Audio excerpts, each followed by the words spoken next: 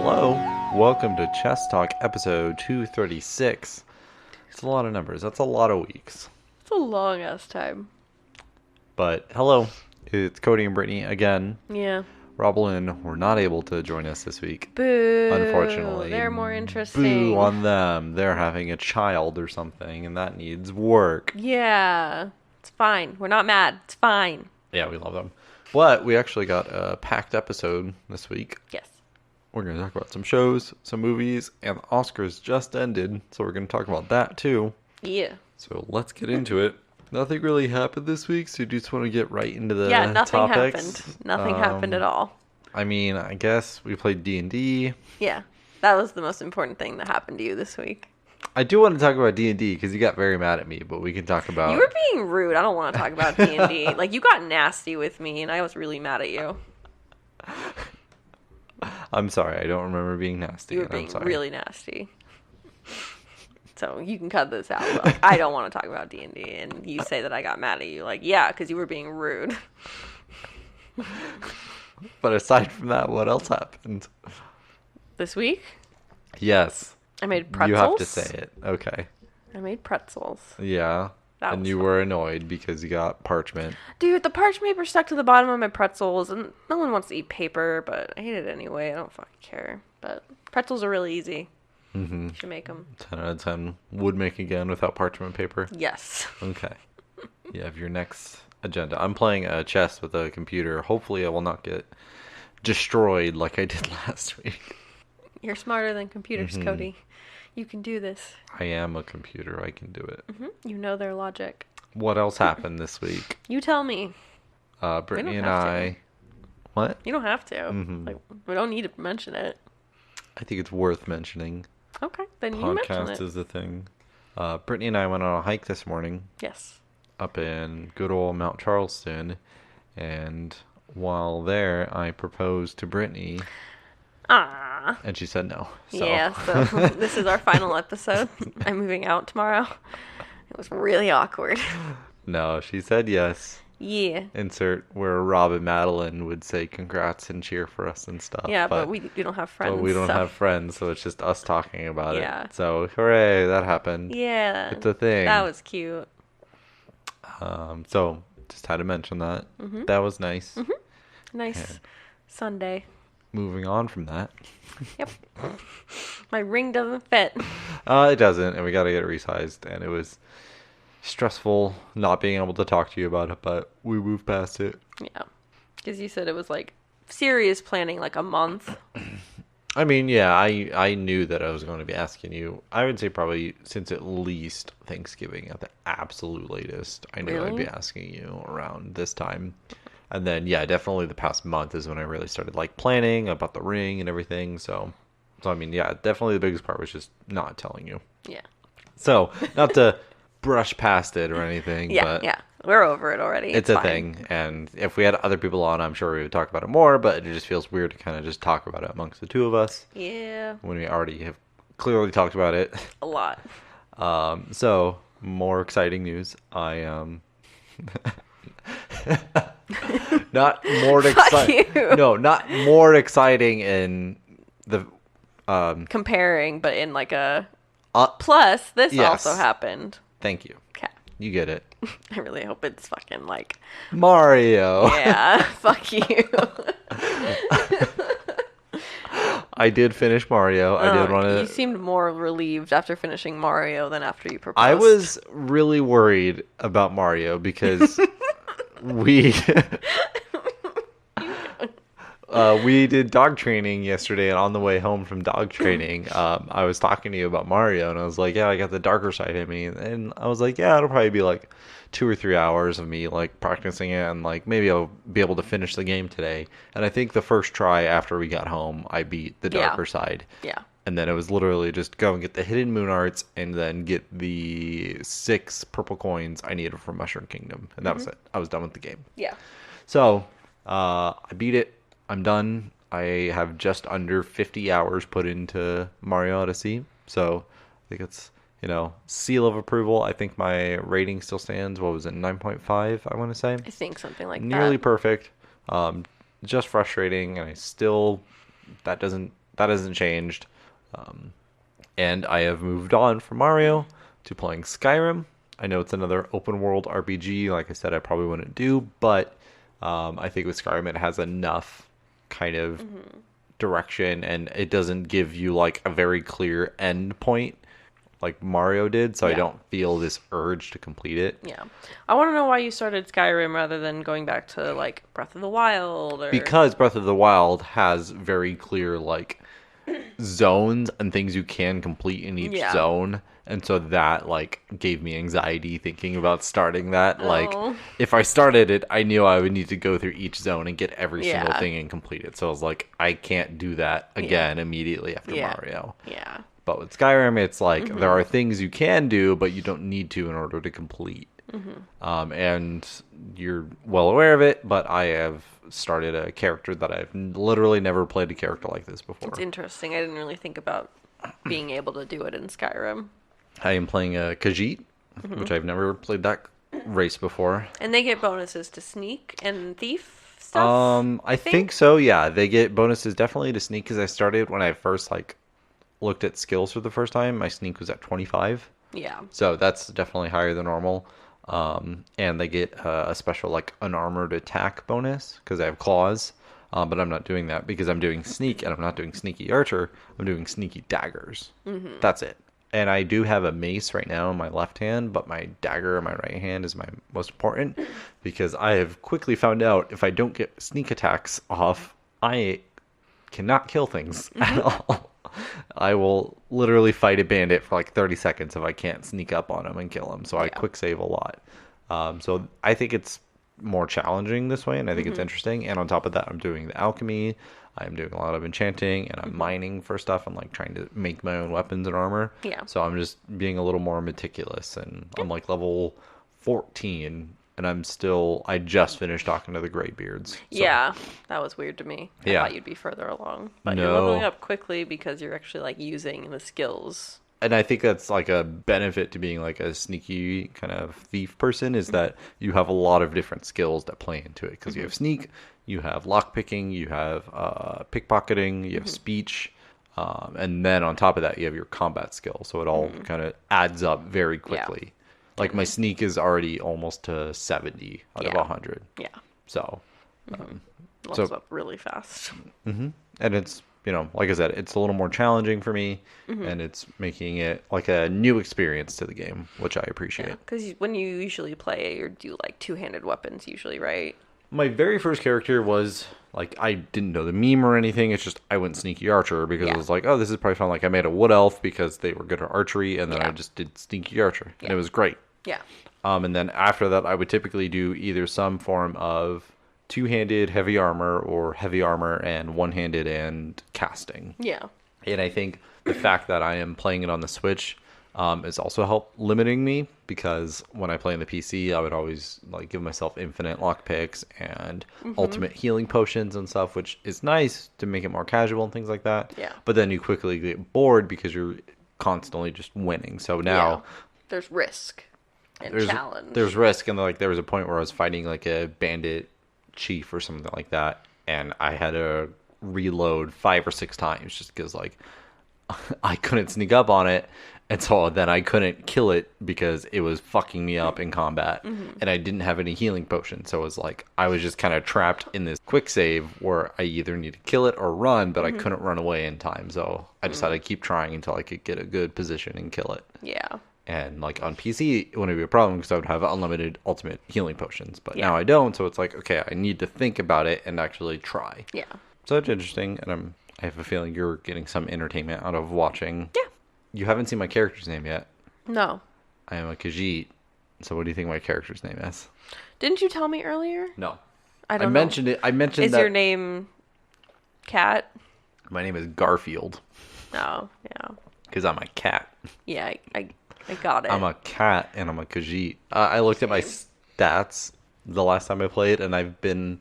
my character has been in the game for 10 days or something like that. And I've slept 10 hours. 11 hours. 11 hours. That's like 1 point some hours a day. And that's definitely not how much I've actually 1.1 hours. because my waiting hours is 70. Jesus. So I've spent more time just waiting and staring at a ceiling than I have sleeping in the game. Yeah. So it's interesting. I haven't needed to play it handheld, but I'm interested to see what that's like in Skyrim. Mm-hmm. But yeah, so expect more Skyrim updates. We also, switching topics, pause for losing in chess. Yeah, we'll go there. Switching topics, I got 2 more board games for us. Yes. Carcassonne. Something like that. It's based on it's based on, but like you don't need to know anything about it. It's based on like a region in France. Whatever. Again, does not matter. But it's kind of a very, very dumbed down city building game. Mm-hmm. That is the best way I can describe it in a sentence. Mm-hmm. And it's just luck and drawing tiles that determines what road or city you get. And you're trying to score points by having a large city or a large road. And that's essentially it. How many games have we played? 4. How many times have you won? 4. Yeah. I'm just really good at it. I guess, like, what the fuck? I think I'm good, and then nope, you win. The closest we got was the very last game we played while we were watching the Oscars. Yeah. And you won by 1 point. Yes, I did. So I'm really good. Every other game, I think you had at least 20 to 30 point lead on me. So, fuck me, I'm garbage at No, you're strategy. great. I think it was just luck of the draw. It is, and that's the worst part. It's like I'm not doing anything wrong. It's just because like you'll get things that kind of sort of help you, but just elongate the process of getting points. And then in my case, you will then get a piece that would be perfect for me, but of course you're not going to use it to help my because that's not how we play the game. Exactly. You don't do that for me when you get things that'll help me. No, but I think because you could easily in this game, you could fuck people over and prevent them from getting points. Yeah, and we're being very nice to each other. We've been very good about not doing that. Yeah. I think that would be more beneficial, or at least more expected, if you had more players. Yeah. Because at least with 2 people, it's very personal. But if you do, you can play with up to 5 players. So I think that'd be more expected, and I think that'd be like required to actually get points. Yeah, because with 2 people, like there's plenty of room for us to just expand different ways and not interfere with each other's shit. But with 4 or 5 people, like, well, some of us will have to start stealing each other's shit. So once we introduce more people to it. Anything else? Are you ready to get into topics? And what do you want to talk about first? BoJack? Yeah. So, BoJack, final episodes are out. Yeah, I'm sure you've all already finished them. The entire thing, yeah. We're dumb, and we watched the first 2. We are not dumb. Everything is we now. You made this rule. Everything is we now. Fuck this. Take it back. No.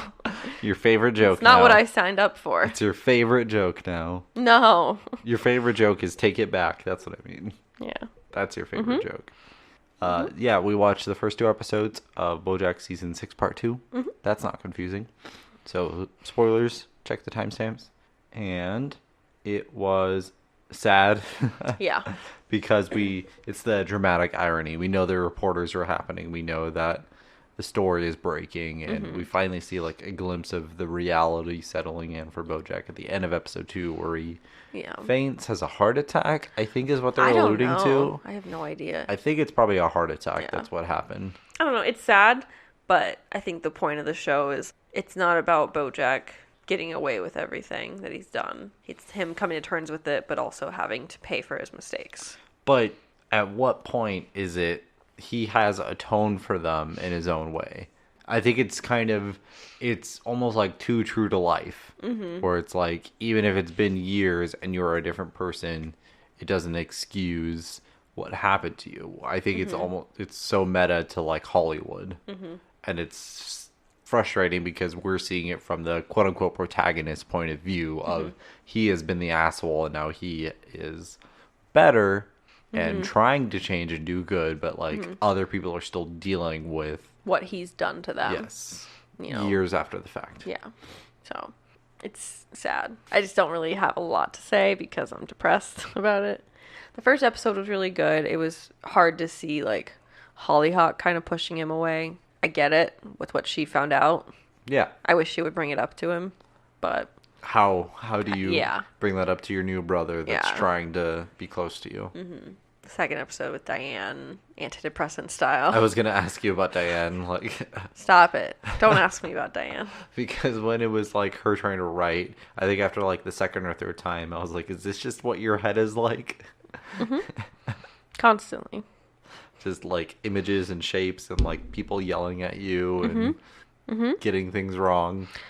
My anxiety is at the point where I'll open like my folder with like my social apps and I'll see Outlook and I'll start thinking about work and I just like close my phone because I just like I can't even go into like Instagram or fucking Reddit because I just see Outlook and I'm like, fuck that. No, I'm not going. I don't want to look at that. I don't want to see that symbol. I also appreciate it with episode 2, like it started very light and stuff, and like Diane was getting over the little things, and it was just like Diane on antidepressants. It's antidepressant style. Yeah, but she can't write if she's not sad, which is depressing. But I really liked Princess Carolyn in that episode. Like, it's like the whole time Princess Carolyn is being really pushy, but like she had this really nice heart-to-heart with Diane about like, are you having fun? Why don't you write something fun? Yeah. Even if it's not what you want to do, it's what you do want to do right now. Yeah. And it's not preventing In this the future. other book. Yeah. Yeah. But And I think I thought it was a very important scene, not just for Diane, but for Princess Carolyn, because it was a very like motherly scene. Yeah. And that's pretty important to that character. yeah, that was a nice scene. I don't know what the fuck's gonna happen. It was What? hard to see Charlotte and Penny again. Yeah. As time has moved on and stuff. Another thing I did like about episode 2 is how Todd almost had another fantastical thing happen. Oh my god. But they just like they made it a joke, like, oh no, this is just an insane person. Why would this ever happen to you? You don't just get the university. I'm Willie Wesleyan or whatever the fuck. The Bostonberries taste like schnozberries. Todd just is the luckiest person. But can he withstand the marshmallow? He's just like, I like that Maud works at a Cinnabon or whatever. 'Cause Todd's a Cinnabon. And he needs to be protected from the evil world. I don't want to watch the rest because I just know I'm going to be sad. Yeah, well, It's not going to be too a bad. good ending. We're doing it. Maybe it will be. Who knows? Maybe.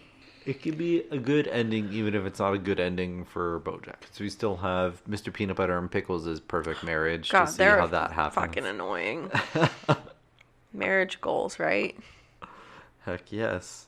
Yeah. Do you have any more to say about BoJack? No, I think it's, obviously still... In the works. I think it's still, like, holding up to the quality that was the first half. That's what I mean. And I know on the finale of the first half, we were confused about the reporters. And I think I mentioned, like, it'll make more sense, like, once you can just binge watch the entire thing. And that held true, where it just kind of, like, picks up where they left off. And it wasn't just this weird I don't get the side bit story. they're going for.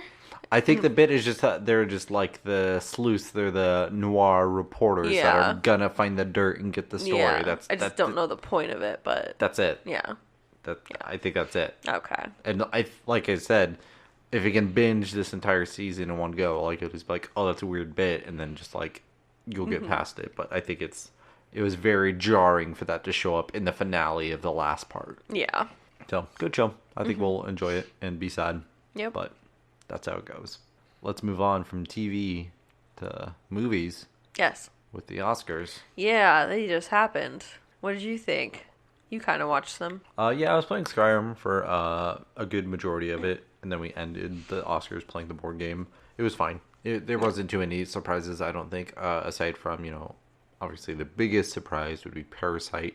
It won screenplay. It won Best Original Screenplay. Yes, and then Best Director, Best Foreign Language Film. and Best Picture. Yes. So, I mean, Best Director and Best Picture were definitely the biggest surprises for that. Yeah. But I think Screenplay and Best Foreign Film, everyone was kind of like, oh yeah, Parasite's definitely going to win Best Foreign Film. But then after that, it was like, oh. So, I mean, that was cool. I haven't seen it yet, so I can't say too much about the film, but I think it's pretty interesting, and I did see a Reddit post earlier today where it said if either 1917 or Parasite wins Best Picture, it'll be the first Best Picture since Slumdog Millionaire that wins Best Picture without having any acting nominations. And so it did win that. Yeah. So that is Yeah. pretty cool. A nice little like asterisk on the win, like, hey, this is a fun fact, and that like shows the level of director expertise, cinematography, screenplay. I don't know what it is about the movie that makes it stand up so high, Yeah. but again, I do want to see it. It's cool. Yeah. It is different. I like that it's different. It's not just like war movie win Oscar. That's what I was saying. Like Quentin Tarantino like feet win Oscar. Fucking Martin Scorsese doesn't like Marvel win Oscar. Martin Scorsese makes a really long movie. Yeah. And it Which wins. and I like all those movies. I like Dunkirk. I like Quentin Tarantino without the feet stuff, and You can't have Quentin Tarantino without the feet stuff though, so there were no feet in Reservoir Dogs. we should watch it again. Yes, we should. I like that movie. Yeah. If there are feet in Reservoir Dogs, send them to me. I need to see this. Send me your feet. No. You heard it here first. No. It was cool that something different happened because people will probably complain less now. But again, big asterisk by all of this, the Oscars mean nothing, so. Yeah. Because I mean you had fucking Renee Zellweger Fuck her. just ramble for Like 10 minutes, and then fucking one person spoke for the Parasite, and they then shut the lights off. They tried to shut the lights off and try to like shoo off to the I can't even remember. Jane Fonda. They try to make her like wrap it up, and it's like there's over a dozen people on stage. You think maybe someone else might want to say something? Yeah. Like Every year you let Best Picture go on for like 10 minutes. yeah, but Yeah. oh I'm no. glad that Hollywood basically stopped them. Everyone yelled. Yeah, all the like people in the audience yelled and made them. Oh wait, yeah, we should let them speak. Maybe we should not have 10 fucking songs during this entire thing. We don't need to hear all the nominees for best song. We can just fucking move past that. That would cut out 30 minutes. Yeah. Of your goddamn show that constantly runs over. Maybe there's a pattern. Uh-huh. Look at me, fixing Hollywood. Is that where you're going to start? One award show at a time. There's nothing else wrong with Hollywood, guys. Stop it. God. There's a lot wrong with Hollywood. Yeah. Any other like standout awards or jokes? Dan Keaton was drunk as fuck. Diane Keaton. Yeah. Oh, they said Dan. I No. was like, who? Diane Keaton. And Keanu Reeves is a trooper Yeah, for dealing with her. dealing with her. I thought, Fuck. I don't know what was up with Steve Martin at the beginning. I think he is a very funny comedian who was not the right person to stand next to Chris Rock during this really long bit about no black nominees. Yeah. Like, I'm Or sure he- he agrees with his politics. Steve Martin is a funny guy, but like, that's the wrong person to put up there with him. Fuck. I just lost in chess. Goddamn. I thought you almost said checkers. No. Yeah. It almost reminded me of Steve Martin and Chris Rock reminded me of Kanye West and Mike Myers during the Katrina thing. Oh, God, yeah. George Bush does not care about black people. Yeah, except Chris Rock's actually kind of funny, so. Yeah, it's just like even If you agree with the message. I was gonna say even of the Jeff Bezos things, it's like Chris Rock was like willing to play into the bit and keep going with it, and Steve Martin was like, Yeah. that's funny, yeah. Yeah. So I don't know what was up with that. I don't know if it was written that way or if Steve Martin was just like, Even if it was written that way, then Steve Martin was doing a great job of giving that body language off. But Yeah. I don't think, I don't know. yeah, It was probably the funniest bit of the night, which says a lot. you didn't like the Kristen Wiig. And No, that was just meh. weird. It went on too long. Yes. Yeah. It went on too long. I didn't get the point. It reminded me of the panel show you watched yesterday where the guy just like sang that song for like 5 minutes. David O'Doherty? Doherty? Yeah. David O'Doherty? Where he's saying about, all I remember is he's saying about like being at a pharmacy. I getting wasn't his- listening. It yeah. was so long and annoying. I skipped past it. But 8 out of 10 cats does countdown. Mm-hmm. Check it out on YouTube. No, I I don't like the bits they do. Like, I'd rather Ricky Gervais host every awards show ever in Yes. Hollywood. because he's actually funny. I'm sorry. Every time there's a bit where it's comedy, like fucking Rebel Wilson and what's his, James Corden, whatever. bitch ass. and they're being cats and they're swatting at the microphone. Like, it's just so circle jerky to me, where it's like, oh, this is gonna make the audience laugh and they think it's funny, so let's keep doing this. And it's just like, yeah, but it's just so, it's too safe. That's what I think the problem is the award shows are too safe with their bits and their comedy. So it's, and then you have people like Diane Keaton, right? Dan Keaton. That are just fucking blitzed out of their minds. It's like, She's having fun. fuck. She's Annie Hall. I Okay. think she's Annie Hall. I hope she's Annie Hall. But still, like, the dichotomy between the two things, it's just, that is the hypocrisy in Hollywood to me. She is Annie Hall. Good job. Proud of you. La-di-da. Brad Pitt won his first Oscar for acting, so that was I was interesting. surprised about that. I did not know he had never won for acting. Good for him. Yeah. that Well was deserved. pretty interesting, because I think he has some pretty iconic roles throughout his career, so it's very surprising. Yeah. Similar to, like, Leo, so I think it's about it for the Oscars, unless Yeah. you have any other big thoughts. Big thoughts. I think Brad Pitt's the only Once Upon a Time in Hollywood win? Yeah, because wasn't an adapted screenplay, because Taika Waititi got that and had the Yes. worst speech ever. Did he? He stumbled a lot. He talked about his mom, and That was cute. I liked it more than Renee Zellweger's long speech. Yeah. Sorry. Yeah. I'm sure No, she no, said no. some nice things, but she was really drunk at the Golden Globe, so I just was not looking forward to her talking again. Another ramble. Yeah. Um, I'm glad Jojo Rabbit won something. It definitely deserved it. I don't think that Jojo Rabbit didn't win anything else. I don't think Once Upon a Time. They won, like, set design or costume, didn't they? Oh, yeah, that's right. Yeah, so they got 2 victories. Yeah. I swear, guys, we did just watch this. Yeah. Marriage long Story day. only won for Laura Dern, I think. Supporting actress, yeah. Yeah, and I 'Cause she think won. The Irishman won nothing. Yeah. Which we talked about this earlier when we were on Control, where it's like, yeah, they had a lot of nominations, but that doesn't mean it's actually worth winning them. Yeah. If that makes sense. Yeah. But we so- never saw it, so. And spoilers, I'm not gonna fucking watch it. So You don't want to watch 4 hours of.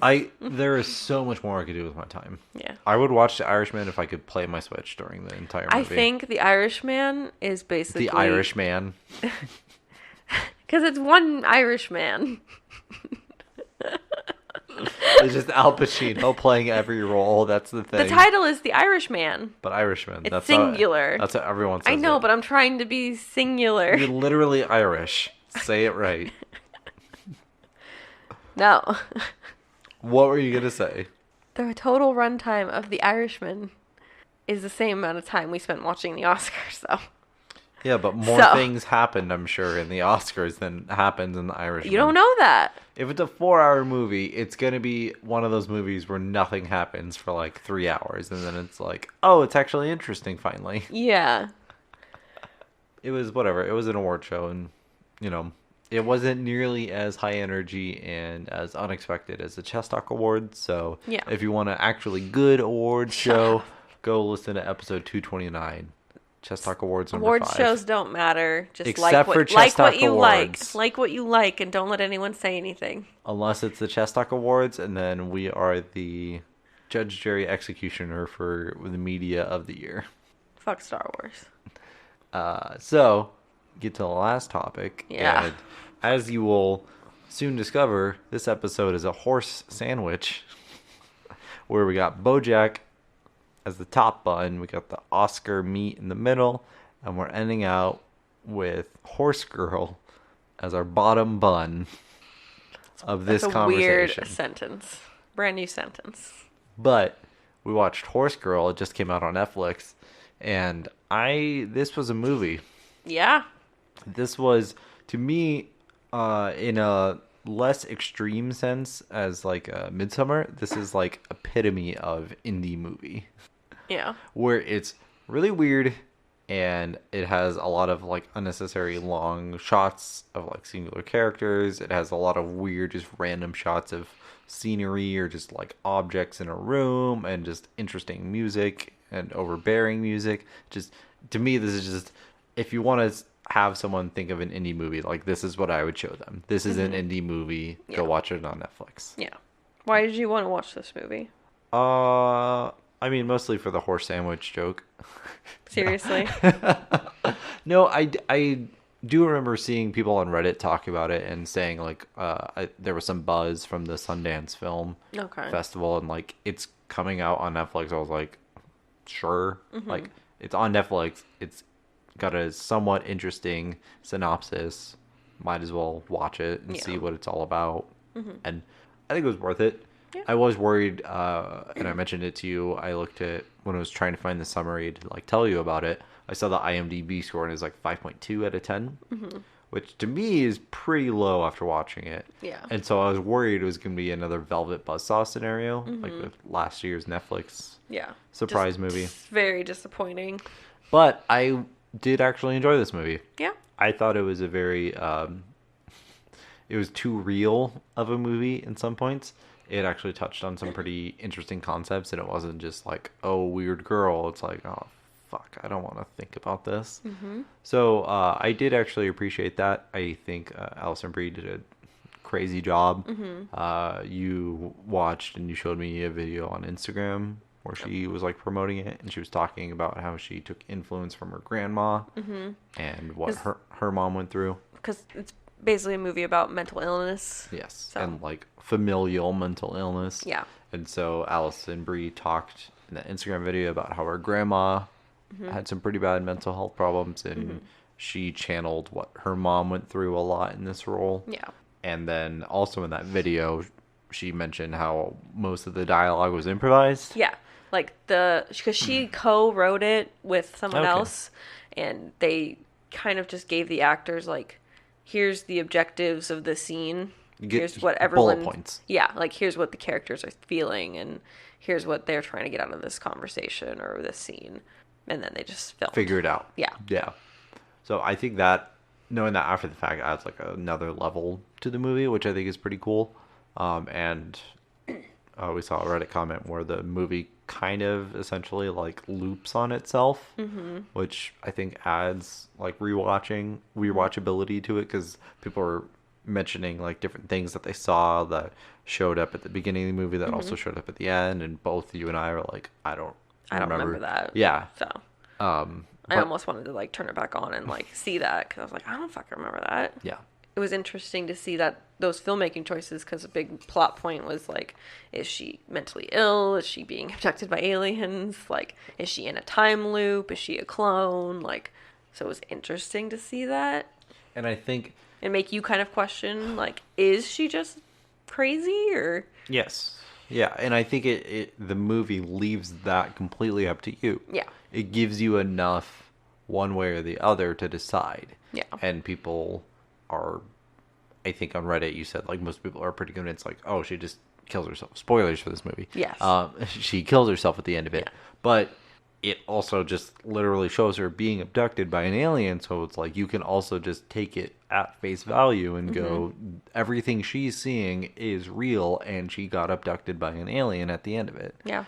And I think that's a cool little like twist on this movie. It's like, if you are taking it at face value of what the protagonist is seeing, this is just a sci-fi horror movie. Yeah.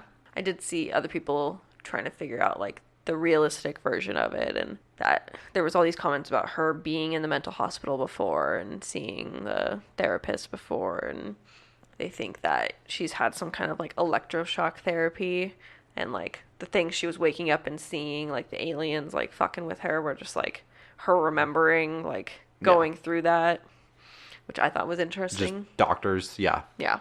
Yeah, I think so, because definitely the girl she spoke with at the end Was that was her also in a room, that was herself. Yeah. When she had her first like mental break. I think probably after her friend Yeah. had her accident. Because that was the same actress from when that happened, and Yeah. in the pictures and things like that. So yeah. I just don't get how the other guy fits into everything. The married plumber. I mean, I don't get that. That's the There one was thing a- I questioned. the comment that gave clues and stuff, like you do see him early on, like in the opening, like not monologue but like montage where like she's talking and stuff, and like you see him walking in the background. So I think it's probably like how there's the thing where in dreams, like in general, every person you see in your dream is someone you've seen before. Yeah. Like, just walking around casually. And so I think that's what that guy is. He probably works nearby, and so he walks by that store often enough, because he clearly does. Yeah. And so she's just seen him before, and so it just implanted in her head, in her dream. I think that's literally it. Yeah. And that's sad, but I think that's the extent of his purpose in her head. It's interesting. Yeah. And she just gave it more meaning because, like, he's literally just an owner for a plumbing company, and he has a wife, and they seem to be fine. There's not a big fight or anything. Like, they're just having dinner, so it's... Yeah. He's a guy. That's it.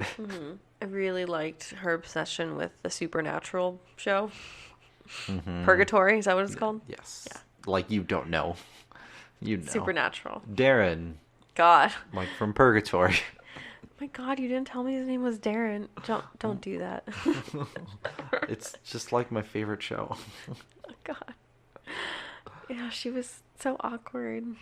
It was so sad. Yeah, one thing I would probably knock from it is I think the pacing was kind of rough. Yeah. Because I think she devolved very quickly, where it's like, okay, she's a little quirky or whatever, and then like within 10 minutes, like she was ranting about aliens being a thermometer, and she's a clone, and yeah. So I thought that like, yeah, it kind of helped keep you interested because it's like, holy shit, she's going insane. But at the same time, like, you think back to it and you're like, what was the catalyst for why this happened, and why is she talking to this guy on their first date about it so intensely? I think it was that first dream after they had like the party, and then seeing that plumber guy is what like started everything. I guess, yeah. Doesn't make sense, but I've also seen people questioning like what order the scenes actually took place in. Weirdest part was like the first scene with the therapist in the mental hospital. He talked about her being there before, and then the next scene with him, it was like he'd never met her before. She had just gotten there. So people are questioning like her perception of time. Yeah, and it's definitely not just like how fast it's passing, but like what order things are happening to her in. So it's a good question. Yeah, I mean, even then with therapist at the end, like when he said she is going to be released, she's like, oh, but it's only been one night. He's like, no, it's been 72 hours. So it's like she clearly is the unreliable narrator and point of view. So I'm just trying to think. What about like the non-technical aspects or non-plot aspects, like the technical aspects? Yes. Sorry, I'm tired. I mean, like I said, they had some very indie like long shots. Like I remember early on her birthday where she went to the graveyard, the cemetery, and it just like kept zooming in more and more on her. So I mean, to me, I think it's very subjective, where some people would probably say like, oh, that's beautiful, that's art, and I'm more on the fence of like, it's a little unnecessary, and just like, it's, to me, that seems just like very self-gratifying of like, look at us, we're taking this movie slow, and we're showing that she's in pain. So I mean, you had things like that. I think that the sets and the like shifting of locations was cool. The big scene where I think that comes into play is when she's freaking out. She locks herself in the bathroom. She takes a shower, and then she shows up at work without realizing it. But us, the audience, like, we could piece it together because they're working, whatever. And then all of a sudden you see Sarah's car pull in, and like it cuts back, and she's in the shower, and it cuts back, and she's standing in her store. So I thought that was pretty interesting. I think that they do some interesting shots outside of the long whatever shots where when she's staring at the sink after the first like obvious blackout that we see. I think it's a very interesting shot of just like her like brooding over the water going down the sink. So I mean, yeah, I think it does have its positives technically, even though it is a little like pretentious sometimes, I would say. What about you? I get that. I'm used to it. Yeah, I know. That's why I'm like, yeah, it's the artsy thing, the indie movie thing to do. It was very jarring to me when it started because the muted like color palette and like cinematography of it, and then like the set design, the costumes, like I thought it was the 90s. And then she was like on an iPhone. I was like, what the fuck? And I think that's part of it. Like, that's the point. It's like she is stuck in 95 when her friend got into her accident and she's Yeah. traumatized. And but also like the fucking 50s or whatever with her grandma's dress Yeah. and like she is not modern and she can't figure it out. yeah, it's weird. The whole ending sequence was weird to me. Like the end or the like the pink ninja ending. That to the end. Yeah. Like all of that. Yeah. It's like, what the fuck? Pretty interesting though. We were laughing a lot, but just because of not in a bad way, just like this is so ridiculous and to me interesting. Like Yeah. what is happening? And there were so many points where I thought the movie was just gonna end on us, and thankfully it kept going. So we got Yeah. a little more answers to it. A little. Yeah. All right. So do you think she was abducted by aliens or was she schizophrenic and did she kill herself? I think that the movie wants you to have faith and believe that she was abducted, but I think just with their family history and everything, she was schizophrenic and killed herself. That's Yeah. just a sad reality. Yeah. What about you? I think that too. Yeah.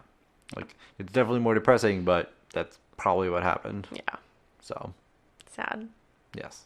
God. You were really upset when they introduced her friend and like showed what happened to her friend. Yeah. Because that's a fucking hard thing to watch. I wanted Madeline to be on this episode and be like, has that ever happened? Do you know anyone that's been like damaged from horse riding? And it's just, I don't know. It makes sense like now at the end of the movie, but definitely when they introduce it, like you don't know the extent of Sarah's trauma and mental issues. And Yeah. so it's just like all of a sudden you're hit with this brick wall of like, oh, this is the grim consequences of just riding a horse. Like, oh yeah, you're damaged. It was just, I think it was a very hard step on the brakes in the Yep. movie. So, It was the first like hint to you like this is going to be a movie about fucking trauma. Oof. okay, Diane. Oof. That's damage. Not good damage either. Not good damage. No, not good damage. I like that it was not 2.5 hours long. Yes. It got the point across in under 2 hours. Thanks, Yes. the Duplass brothers. Yeah. I was very impressed with a lot of the improvisations, I guess. Like, nothing felt like... It all felt natural, which is nice. Because I feel like some movies that try to do, like, unscripted things aren't always... They feel more awkward than they should be, even though they're supposed to be, like, natural conversations. So, Yeah. they all felt like real people. Yeah. Poor Darren. That's all I gotta say. What? Poor Darren. That's all I yeah, have to he say. was really nice. Uh-huh. And he just wanted a nice girl. And then he got human thermometer. God. And he was still trying to be nice to her when she was losing her goddamn mind. He was like, I really like you. Let's just go. I don't want to leave you alone in the middle of the night in a cemetery. And she was like hitting him. Like, fuck. And he still, like, when he was like about to walk away, like, he didn't want to. God, he was a nice guy. They subverted that expectation of him being like a dick because her roommate and her boyfriend were kind of dicks. I don't know, her roommate was pretty nice to her. Yes, I was going to say, imagine having that as a roommate. That's all I can say. Yeah, she was very patient with her. Sad. Fuck.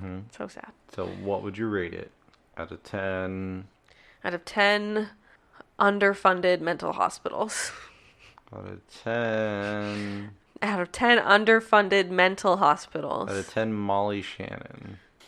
What? Out of 10 future phone calls? No. Out of 10 horses? Fine. God. It's very fitting. Mine's very fitting.